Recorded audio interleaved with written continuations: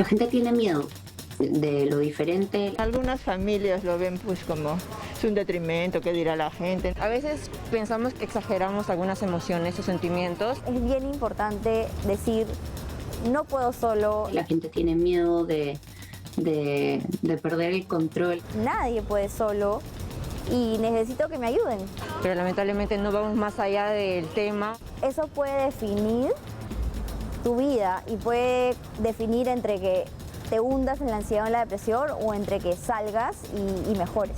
Mientras más se hable, mientras más se visibilice y mientras más personas dejen de sentir vergüenza, como yo acabo de sentir vergüenza con la pregunta que me hiciste, así es que poco a poco vamos desestigmatizando la salud mental, ¿no?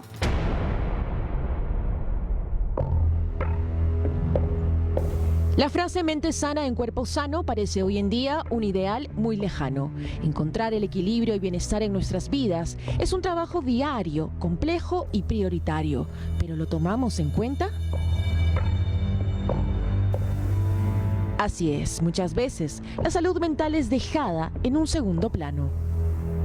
La salud mental es un estado de bienestar que tiene la persona y que le permite funcionar a satisfacción en los diferentes escenarios de su vida cotidiana, consigo mismo, con su familia y con la comunidad.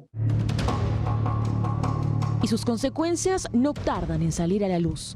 Según el Instituto Nacional de Salud, 3 de cada 10 peruanos tendrá en algún momento de su vida un problema de salud mental.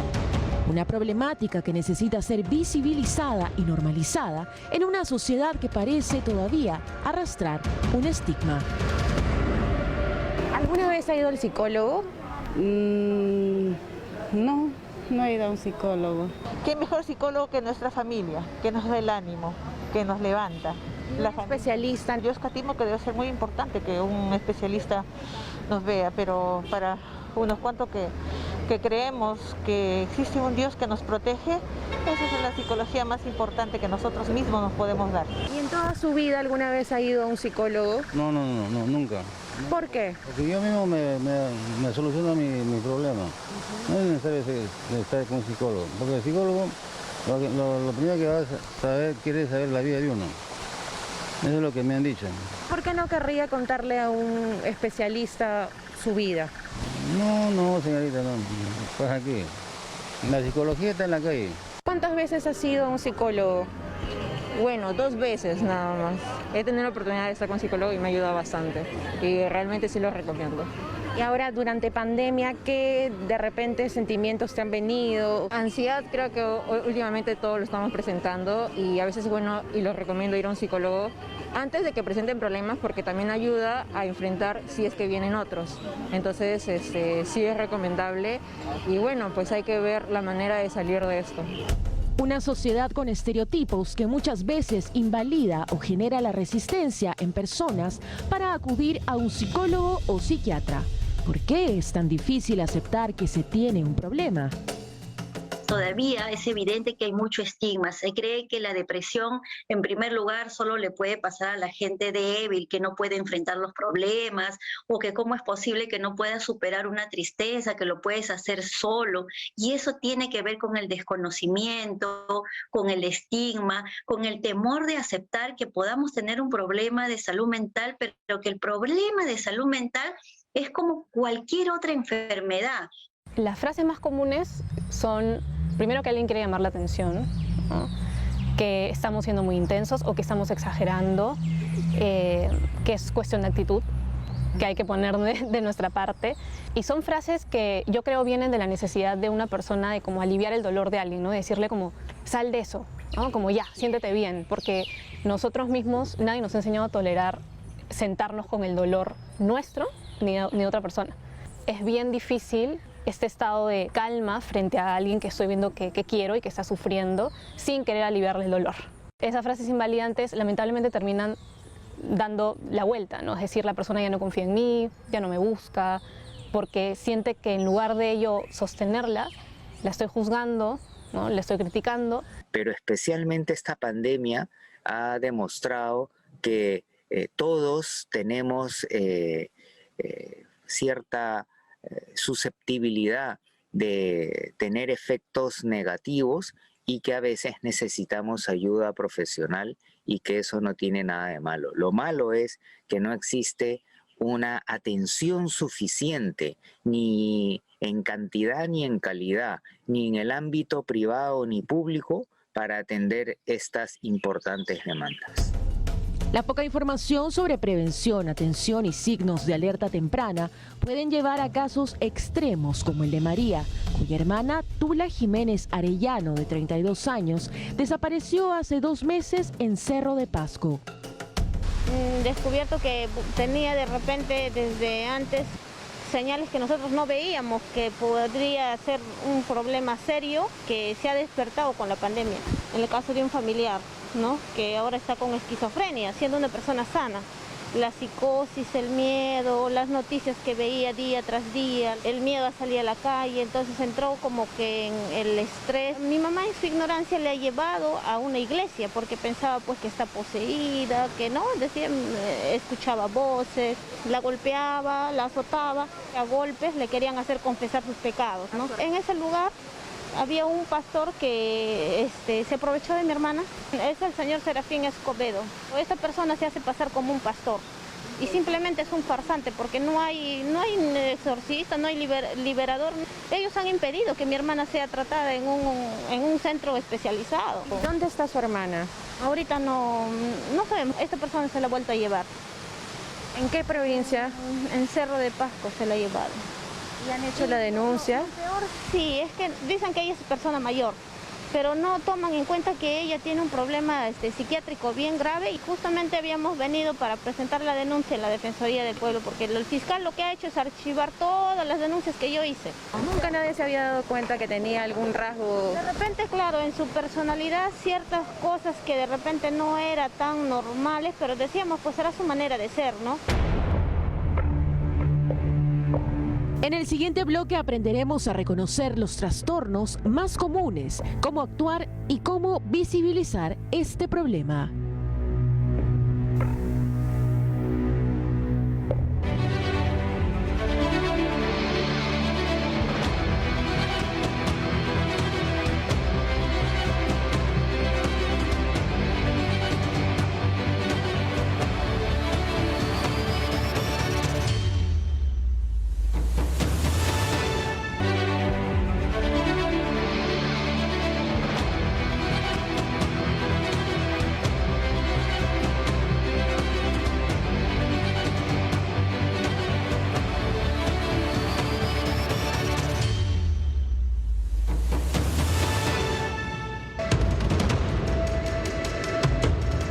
Según la OMS, la depresión es la enfermedad mental más común. Se calcula que afecta a más de 300 millones de personas en el mundo y es la principal causa mundial de discapacidad.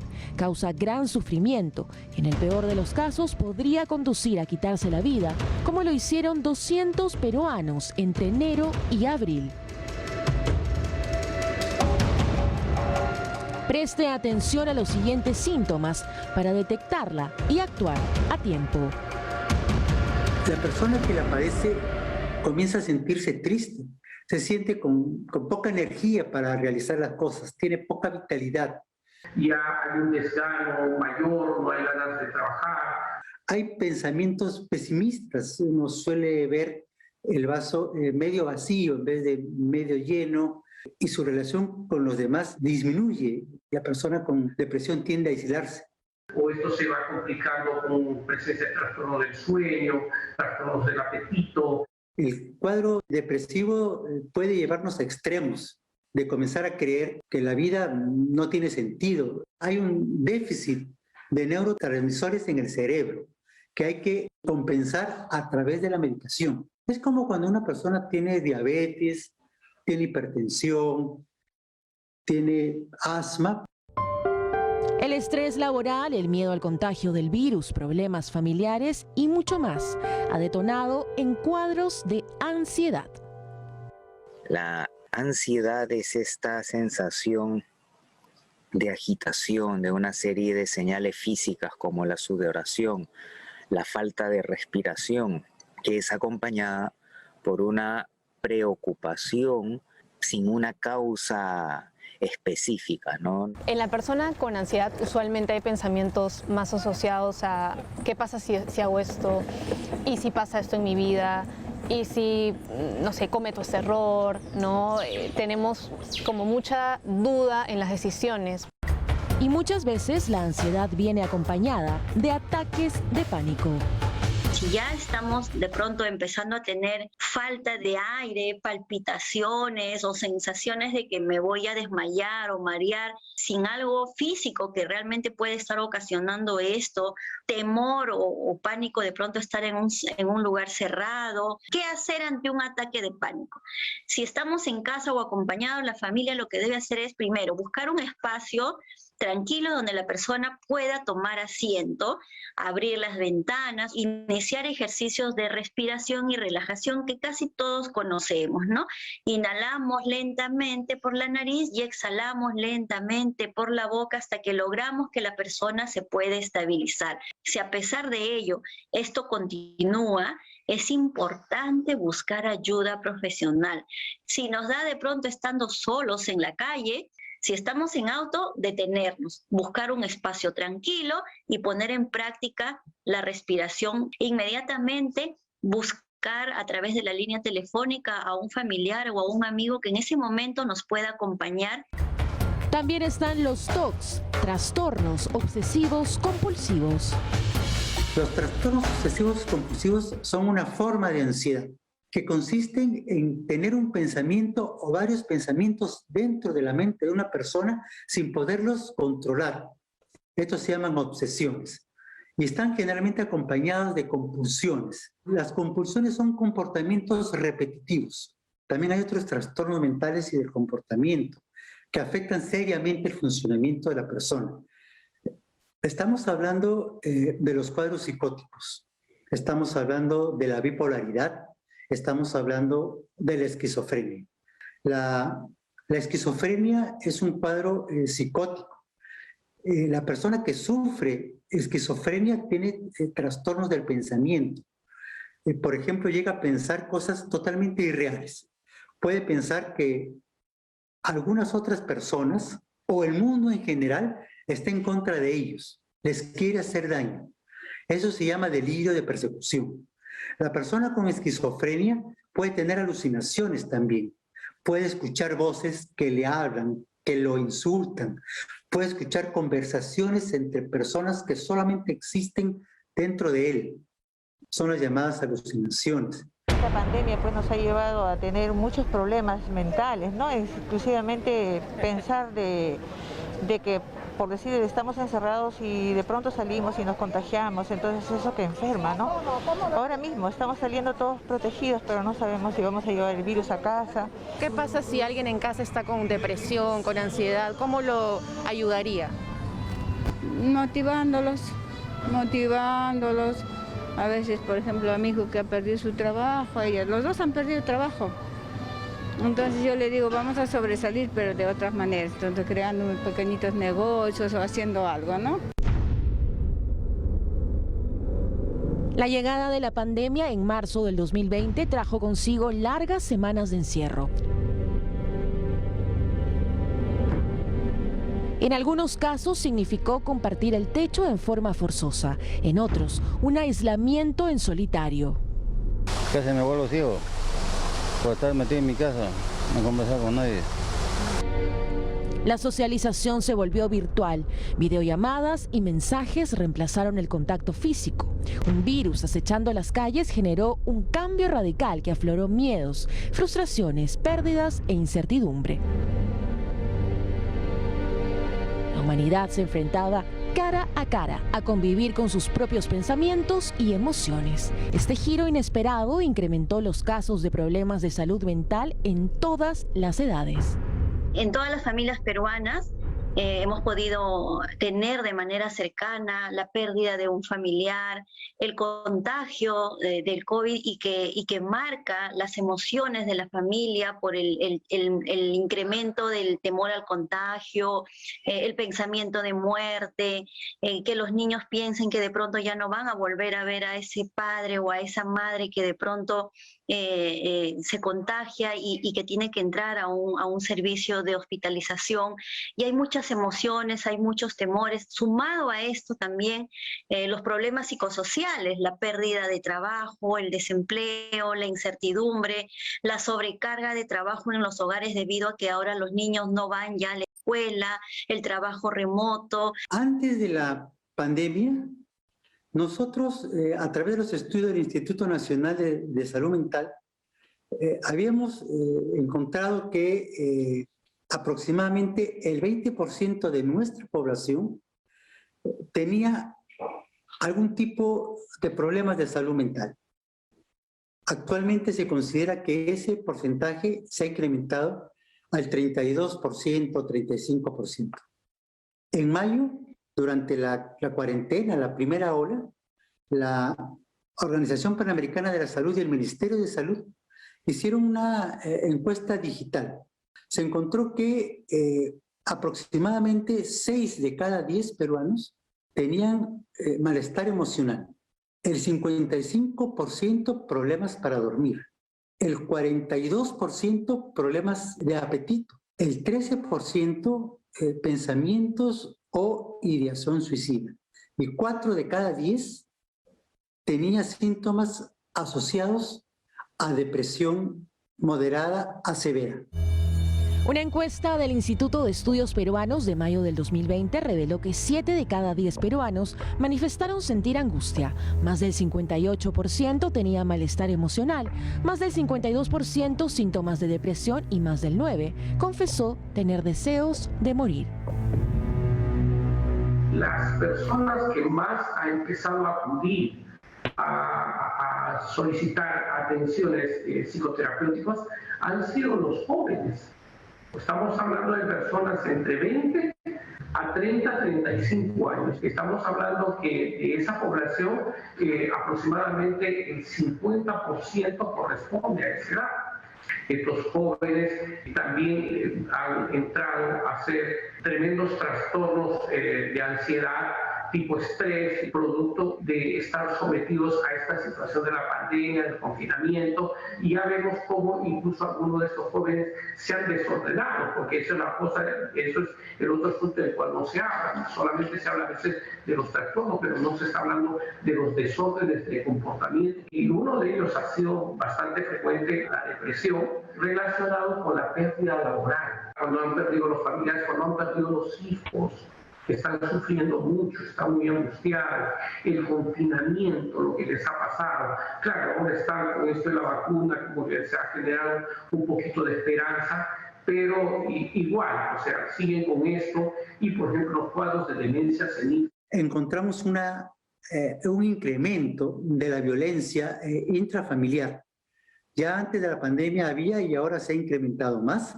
Hay muchas parejas que se han comenzado a distanciar.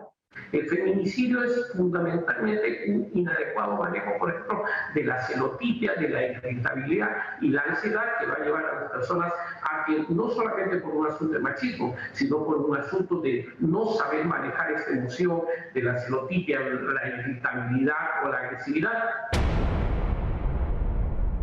En nuestro país, los niños y adolescentes también requirieron atención en salud mental en pandemia. Algunos eran pacientes antiguos y otros desarrollaron nuevos casos. Es terrible lo que están pasando a las personas ahorita, con este hacinamiento, terrible, terrible.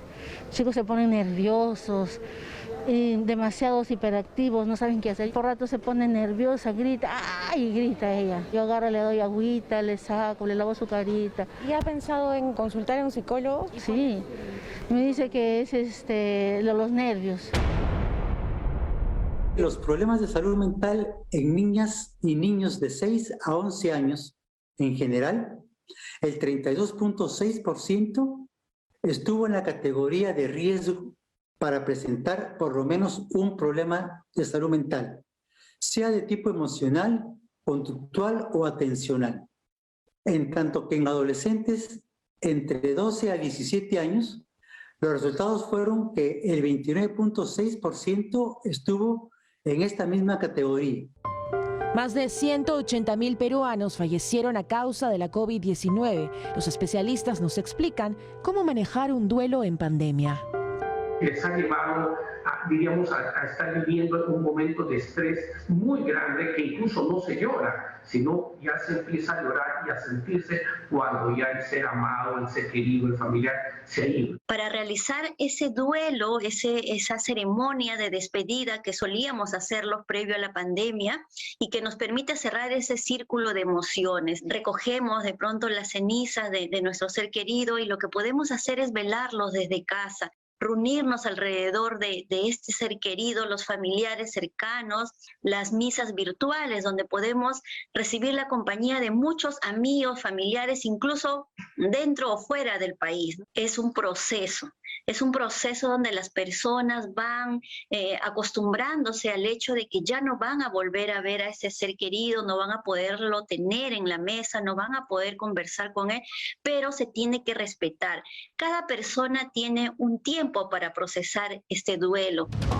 Cada uno vive la pandemia como puede, con sus recursos y emociones. No hay nada establecido y las realidades son distintas. La fatiga pandémica, desmotivación y cansancio es mundial.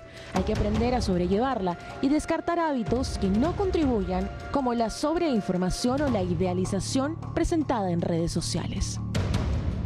En el próximo bloque tendremos dos importantes testimonios.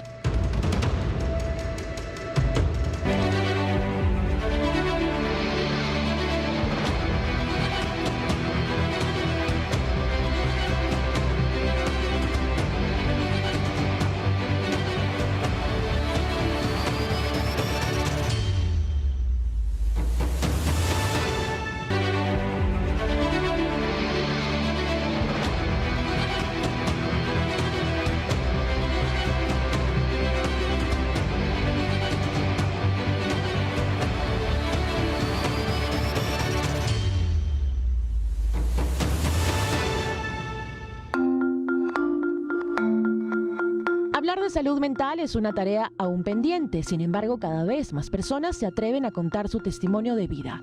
Jessica Vega es una de ellas. Tiene 32 años y tras su larga lucha contra la depresión y ansiedad y un intenso viaje de autoconocimiento, hoy se dedica a ayudar a otras personas con sus talleres de yoga y mindfulness. Ha escrito 3 libros, entre ellos Yoga o Clonazepam. Cuando tenía 18 años me fui a estudiar a París y a Nueva York, la universidad, y empecé a vivir sola. Y creo que la soledad y estar lejos de mi país fue el detonante para activar algo que creo que ya estaba ahí o como que tenía la predisposición, que era esta tendencia a rumiar, ¿no? A no poder parar de pensar mis preocupaciones, de estar en el futuro, en el pasado, pensar en todo lo que hacía mal, y esa tendencia también como a la depresión, a la baja energía, fue tan fuerte que terminé teniendo ataques de pánico y tuve que regresarme a vivir a Perú. Sientes mucha desmotivación, no te provoca hacer nada, todo te da miedo, te cuesta pensar con claridad y encontrar soluciones a los problemas. Vives muy enganchada en el mundo de los pensamientos. A mí me pasaba que como que me ahogaba, como que no podía respirar o sentía un pánico muy fuerte, ¿no? Como un miedo extremo. ¿Algo específico? En general, como que no sabes de dónde viene y como que te paraliza, ¿no? Como a los 20 toqué fondo, como que ya simplemente no me provocaba salir de mi cama y me sentía como que totalmente derrotada. Mis papás me llevaron al psicólogo, al psiquiatra, eso me ayudó un poco. Me dieron como un diagnóstico, que eso de alguna manera ayuda. Tienes ansiedad, tienes depresión y te dan pastillas, te dan antidepresivos, te hacen terapia pero me tomó también muchos años encontrar un tipo de terapia que me ayude de verdad. A mí las pastillas no me ayudaron, sé que a muchas personas las ayudan, pero a mí no me ayudaron. Los antidepresivos te bajan la energía, te hacen sentir como cansado. Los ansiolíticos te pueden funcionar en el momento, pero a la larga te traen más ansiedad, o por lo menos a mí me traían más ansiedad. Me tomó como 8 años salir de eso. Sí, en parte es genético, pero en realidad es epigenético, porque la genética no se manifiesta por sí sola, sino en interacción con el entorno. Si tú tienes un entorno de niño estable, cálido, y como papás que te den esa estabilidad emocional y satisfagan tus necesidades, eso es un factor súper importante que puede activar o no tu genética depresiva o ansiosa. Ahí es cuando descubrí el yoga y la meditación como herramientas para manejar la ansiedad y la depresión.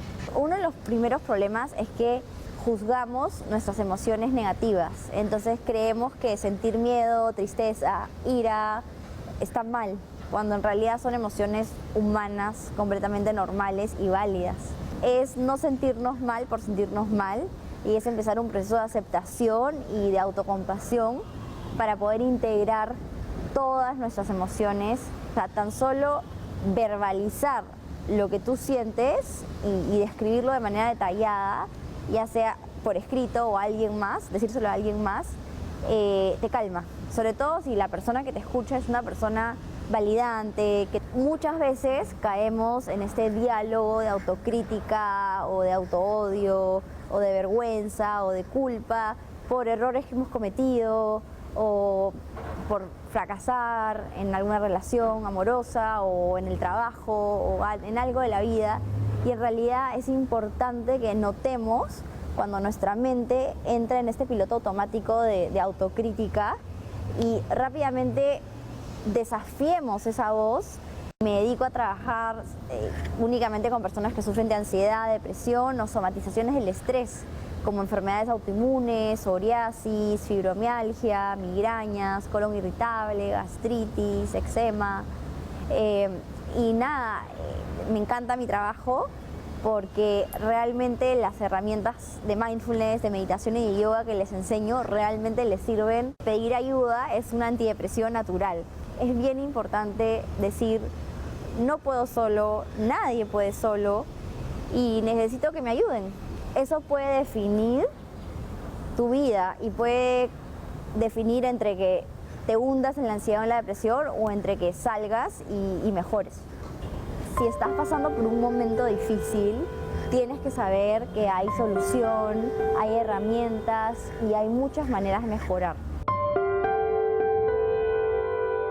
Pedir ayuda a tiempo es importante, eso lo sabe la actriz Anaíde Cárdenas, quien no solo es el símbolo de una mujer que venció el cáncer de mama, hace unos años reveló que convive con un problema de salud mental.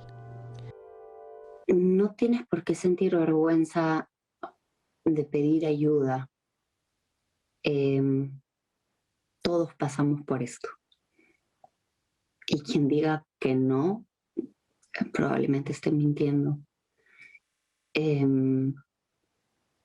he sido diagnosticada con trastorno límite de personalidad hace muchos años, más no me siento una persona enferma. Vengo superándolo todos los días. Creo que es una decisión que uno debe tomar todos los días cuando se levanta, ¿no? La vida está llena de decisiones y nuestra salud mental es una decisión que se tiene que tomar todos los días. Nosotros estamos con un chip incorporado de que tener algún problema de salud mental, ya sea depresión, ansiedad, llámalo tú, bipolaridad, trastorno límite de personalidad, esquizofrenia, cualquier problema que haya psicológico, automáticamente viene cargado con un estigma.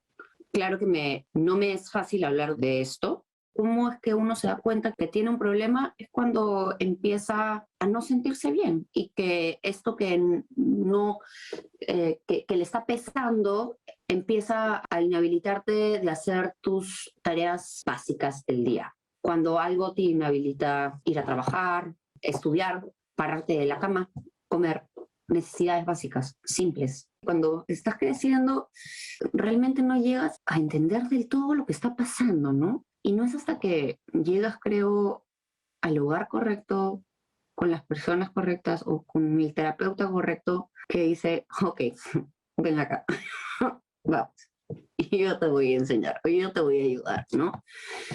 Yo he tenido, en realidad, mucha suerte, ya hacia los últimos años, de haberme cruzado con grandes terapeutas, grandes personas, y también no me quiero quitar mérito a mí misma, porque es un chambón. Buscar ayuda no es fácil y pedir ayuda tampoco es fácil. Los pensamientos rumiantes, para mí tienen nombre, se llama mi cuy. Ahí. ¿No? ¿Cómo hago para que el cuy pare? Hay veces que el cuy no para, ¿no? Que es como hasta que no pasen, no sé, pues un par de horas o lo que fuera, va a seguir ahí comiéndome la cabeza. Pero normalmente lo que intento hacer es cambiar de ambiente, meterme en la ducha, oler algo rico, comer algo con sabor fuerte, que vaya a ponerme en el presente, ¿no? Porque normalmente esos pensamientos rumiantes tienen que ver mucho con suposiciones, ¿no? ¿Qué pasa si? ¿Qué pasa si? ¿Qué pasa si pasa esto? ¿Qué pasa si pasa lo otro? Normalmente cuando la gente te cuenta algo, normalmente está contándotelo porque necesita hablar con alguien, no porque quiere que le solucione la vida, porque quiere que lo juzguen. Todo el mundo en algún momento de su vida, estoy hablando de toda la población del mundo, si es que se pudiese, debería ir por lo menos una vez a terapia. Hace falta un espacio para uno mismo, para poder hablar de lo que necesite hablar, ya sea para descargar de su vida laboral, para tener esa hora o 45 minutos, 50 minutos de atención solamente para ti, con alguien imparcial que pueda quizás ayudarte a rebotar ideas y a pimponear. Yo creo que vivimos en una sociedad bastante castrante, ¿no? Todo el mundo tiene que calzar dentro de un molde, y si no calzas dentro de este molde, entonces, ¿sabes qué? No funcionas aquí, entonces, chao, vete, tienes un problema, no eres igual que el resto. Mientras más empáticos y tolerantes seamos con el prójimo, menos creo que va a haber una aceptación mucho más grande de todo tipo de personas. Me solidarizo con tu dolor. Eso cambia todo, ¿sabes? Lo cambia todo. Ok, no estoy de acuerdo, pero entiendo tu posición y la respeto. Resolviste los problemas del mundo, ¿sabes? Sí, con mi testimonio puedo ayudar por lo menos a alguien a no sentir vergüenza. Creo que mi misión está cumplida, ¿no? Y que ese alguien vaya a buscar ayuda y que sepa que no está solo, que somos muchos. Aceptar y pedir ayuda a tiempo puede hacer una gran diferencia en la vida de alguien que afronta estos problemas.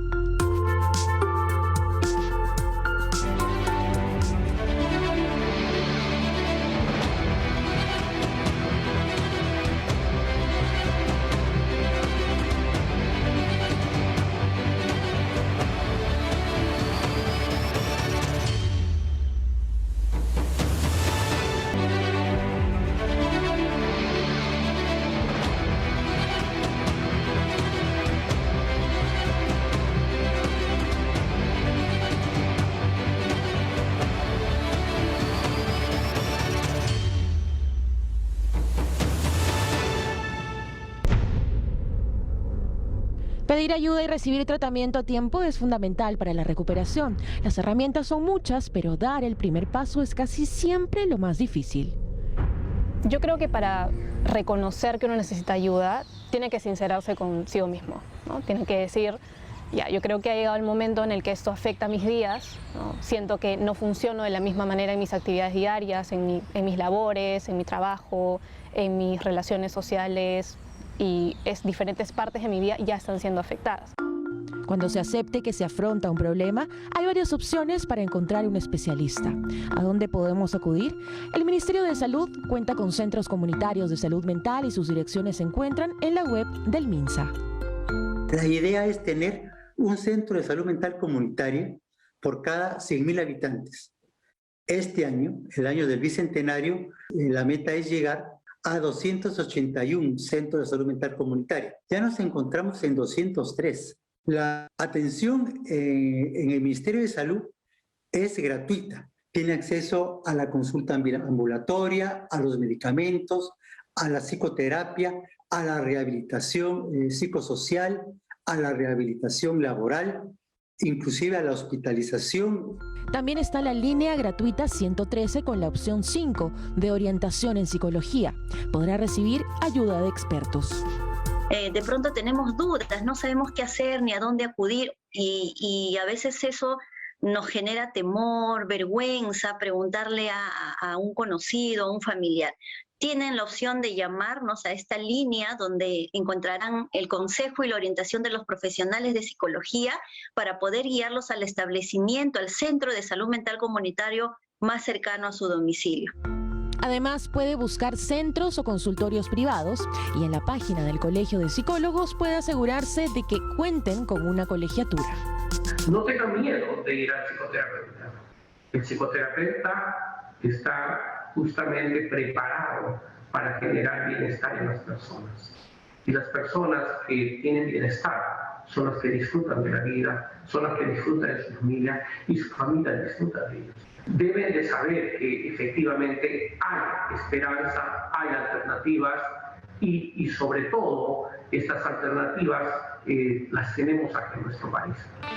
En febrero de este año se promulgó la ley que declara la salud mental de necesidad e interés nacional y señala que el Estado peruano debe priorizar como política pública planes, lineamientos y programas y además la promoción de la salud mental, priorizando prevención, tratamiento y rehabilitación en todos sus niveles de gobierno, con especial énfasis en el primer nivel de atención, es decir, postas y centros de salud. El próximo gobierno deberá mejorar estas políticas y el acceso igualitario de regiones, implementar atención de un psicólogo por colegio para intentar cerrar la brecha entre demanda y oferta de especialistas. El Colegio de Psicólogos tiene ya más o menos registrado un poquito más de 41.000 a 42.000 psicólogos, ¿no? Estos de acá están ubicados en personas que se dedican tanto al campo organizacional, al campo educativo, al campo comunitario, al campo social, al campo deportivo, pero también al campo clínico y de la salud. Hay aproximadamente trabajando para el Estado de unos 4.000 a 5.000 psicólogos, que es prácticamente una cantidad bastante deficiente, ¿no? Posiblemente el país necesite unos 200.000 psicólogos y eso es un asunto tremendamente serio. Si la sociedad entendiera que la salud mental se forma desde la niñez, otra sería la historia. Una crianza en un ambiente de bienestar social es fundamental para un futuro adulto sano. Cuenta con un entorno de amigos que son saludables, no atacan violentamente, no se genera acoso escolar, en una adolescencia saludable, sin complejos de creerse más porque tiene plata. Y entonces cuando hay un entorno saludable, se fortalece, se protege y de pronto hay un problema que de esos que siempre hay en la vida y uno puede enfrentarlos. El problema está cuando existe una secuencia de una crianza con maltrato físico, maltrato psicológico o simplemente con descuido.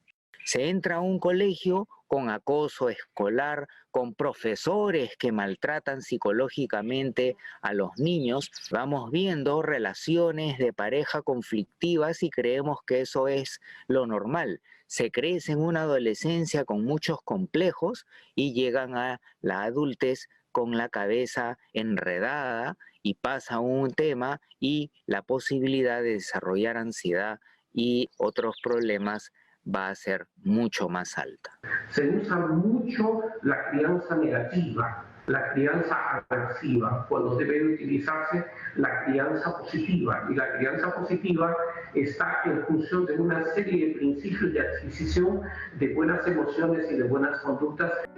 Ahora que sabemos reconocerlas, aprendamos algunos hábitos que podrían ayudarnos en nuestro autocuidado diario. Por ejemplo, establecer una rutina. ¿Qué pasa si yo me disciplino durante 10 días y salgo a caminar a la misma hora? Automáticamente mi cabeza y mi cuerpo me va a pedir salir a caminar a esa hora y ya hago el hábito. Tener un espacio, no vamos a decir de soledad, ¿ya? Pero de estar en mi propio momento. Por supuesto, tengo una casa chiquita, mi espacio de soledad va a ser mi caminata. Y ahí el cerebro se va acomodando, se va tranquilizando y regreso con mejores ánimos. Pero si uno quiere mantener el equilibrio, en primer lugar, lo más simple es tener fotos de naturaleza. Esto suena tonto, pero hay estudios en los cuales he encontrado que las personas que tienen fotos de naturaleza tienden a estar más relajados y a producir más, pero si tienen sus plantitas, mejor aún. Practicar ejercicios de respiración que nos traigan al presente también es una buena opción. Bueno, les voy a enseñar un ejercicio de respiración que te va a ayudar mucho en un momento de ansiedad. Esta respiración se llama la respiración abdominal y se trata de inhalar inflando la barriga y exhalar desinflando la barriga. Entonces inhalas por 4 segundos inflando tu barriga y exhalas por 8 segundos desinflando tu barriga. Trata de hacerlo siempre con los ojos cerrados, trata de hacerlo sentado o echado y siempre con las manos en la barriga. Pintar, dibujar, bailar, escribir y realizar actividades que ocupen los 5 sentidos son siempre útiles. Hay mucha gente a la que le ayuda, por ejemplo, el escribir, ¿no? Tener un diario emocional. Por ejemplo, escribo en la semana cómo me siento cada día de la semana, cómo he estado, me permite mucha autoconciencia, ¿no? ¿Cuántas veces nos sentamos a preguntarnos cómo estamos? Algunas otras herramientas más, por ejemplo, para calmar intensidad es el tema de choques de temperatura, por ejemplo, sostener hielos. Todas estas actividades se hacen como, me traen al presente. Recuerde que la salud mental no se ve en fotos, que no todos tienen apertura a confiar sus problemas. Es por ello que hay que actuar de forma empática, pues un amigo, familiar o compañero de trabajo podría necesitar ayuda. ¿Qué podemos hacer desde casa? Acompañar con nuestro silencio, acompañar con nuestro corazón y con nuestros pensamientos. El acompañar no significa dar indicaciones, juzgar o cuestionar o ponerle un valor a lo que uno debe sentir o no sentir tristeza. No comparar nuestras emociones con las emociones de las otras personas. Muy al margen de tener un diagnóstico, cualquier persona que se quite este estigma de tener un problema de salud mental y sentirse menos por ello, avergonzado, va a poder hacerle frente a cualquier situación que se le presente en la vida, ya sea ansiedad, depresión, esquizofrenia, bipolaridad y todos los diagnósticos que conocemos y que muchas veces nos avergüenzan, no tienen nada que ver la persona, el ser humano, con la etiqueta, con el diagnóstico que nos pueda poner un médico. No existen dolores más fuertes que otros en la medida en que cada persona tiene una historia con su propio dolor y tiene experiencias diferentes, incluso formas de afrontar distintas, ¿no? Así como no existen dolores más fuertes que otros, que creo que es una idea muchas veces invalidante, ¿no? Que creemos que hay situaciones peores que otras, ¿no? Creo que vale preguntarnos también cuál es la utilidad de cuestionar si es que hay un dolor más grande o si es que realmente en mi intento de compararlo con algo grande y gigante estoy invalidando algo chiquito que para mí puede no significar nada, pero para otra persona puede significar el mundo, ¿no? Entonces, esta comparación de dolores, que ya se ha hablado mucho también en el campo de la salud mental, responde a una necesidad tal cual como lo mencioné de aliviar y de comparar. Bueno, si tú sabes que hay alguien peor, tal vez te sientas mejor, ¿no? Y termino por pasarme la vida invalidando lo que siento. Normalizar los problemas de salud mental depende de todos. Más empatía y menos estigma.